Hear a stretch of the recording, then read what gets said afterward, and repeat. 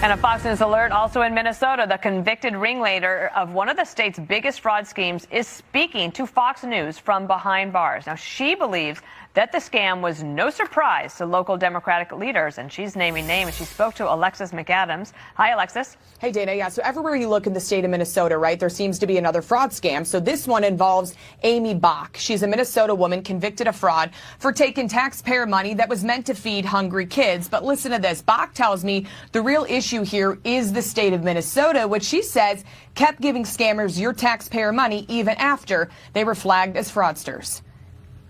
I have to believe that the governor's office and Keith Ellison's office were aware of this. They've said they were involved in helping the FBI. They've said they were made aware, but apparently I'm scary, so they couldn't do anything.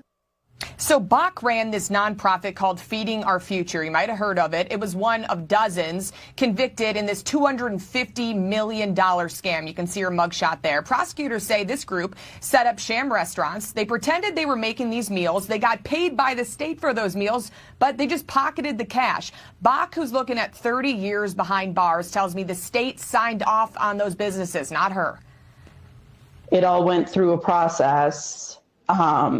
They were all approved. They were all paid by the state, yet all the fingers are being pointed at me. And it's not just Bach. Whistleblowers told a congressional committee Minnesota Governor Tim Walz and Attorney General Keith Ellison there ignored warnings for years as millions of dollars and millions were stolen on their watch. Congress is investigating a long list of massive fraud schemes in the state. It's hard to keep up. Prosecutors say it's led to at least $9 billion in fraud, Dana, and counting. Congress also asking why the Attorney General there would meet with a group of Somali fraudsters, which were under FBI investigation in 2021.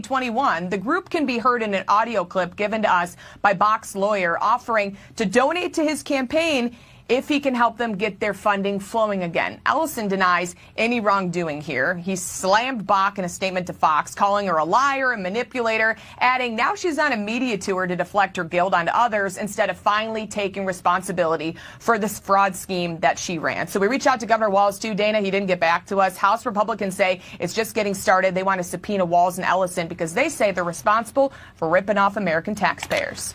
Well, incredible interview. Thank you for bringing that to us, Alexis. Paul Morrow is here, and he's